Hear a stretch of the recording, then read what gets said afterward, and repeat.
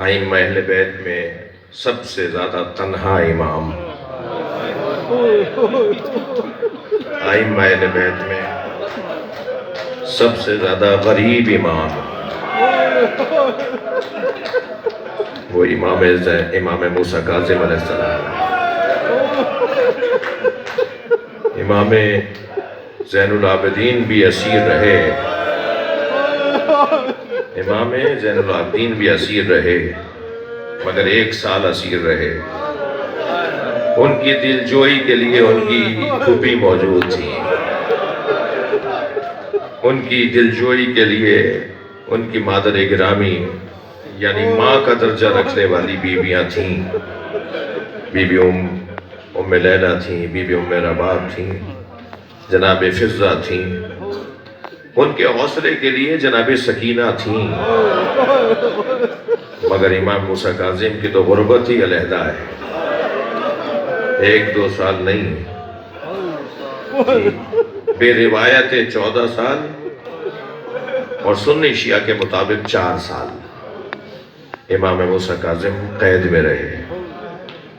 اور غربت کا عالم یہ تھا کہ جس کی کثیر اولاد ہو،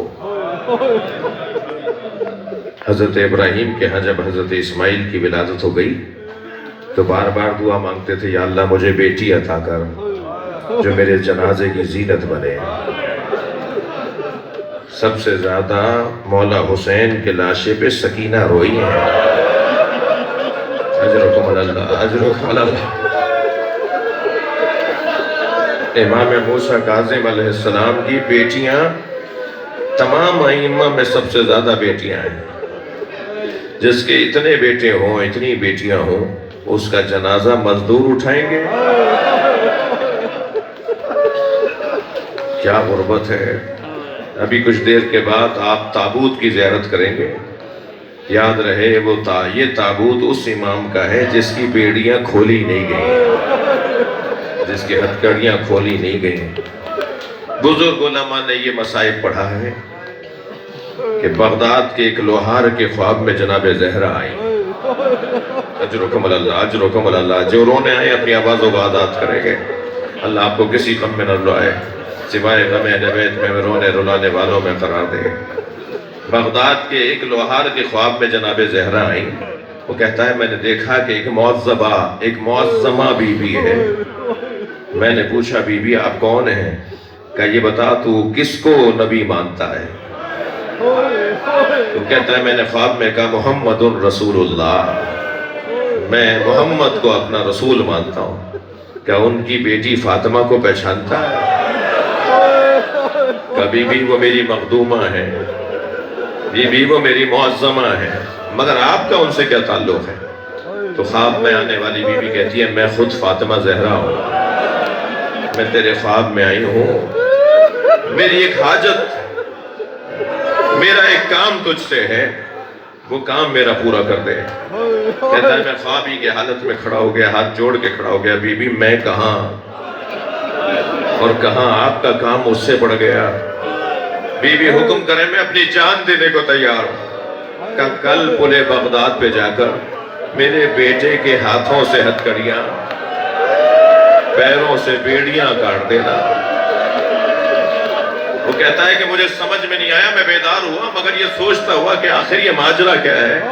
کہتا ہے میں اپنے کارخانے میں بیٹھا کام کر رہا تھا کہ کچھ لوگ یہ کہتے ہوئے گزرے کہ پلے بغداد پر ایک اسیر بغداد کا جنازہ رکھا ہے جس کی اب تک ہتھکڑیاں نہیں کٹی ہیں، جس کی اجرکم اللہ، اجرکم اللہ، اپنی آوازوں کو آزاد کریں گے، میں 2-3 منزلیں لوں گا، جس کی اب تک بیڑیاں نہیں کٹی ہیں۔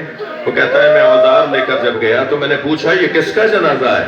تو کہا یہ موسیٰ ابن جعفر کا جنازہ ہے، یہ موسیٰ کاظم کا جنازہ ہے، یہ جناب زہرا کے پوتے کا جنازہ ہے۔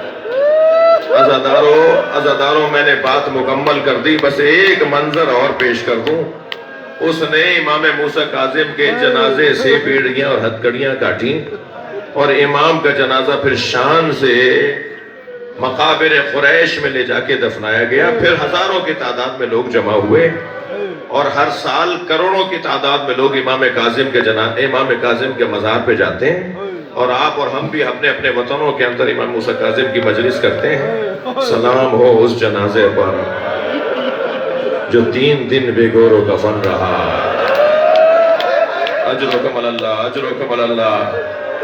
جناب زینب یہ نوحہ پڑھتی چلی گئی، نانا یہ آپ کا حسین ہے، مرمل بالدماء مقطوع مسلوب الامامۃ والرداء، جس کا امامہ اتار کے لے گئے، جس کی ردا اتار کے لے گئے، جس کے اعضاء کو قطع کر دیا گیا۔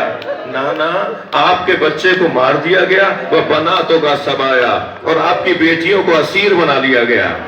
عزیزانو ایک لمحہ اور ذرا سوچئے گا کہ جب کسی گھر سے کوئی جنازہ اٹھ رہا ہو تو سب لوگ عزیز و اقارب، پڑوسی، برادری کے لوگ اس جنازے کے وارث بچوں سے پرسے کی کیفیت میں تسلیت دے رہے ہوتے ہیں، پرسہ دے رہے ہوتے ہیں۔ سلام ہو سکینہ بنت الحسین پر، امام حسین کے جنازے پہ تازیانے مارے جا رہے ہیں۔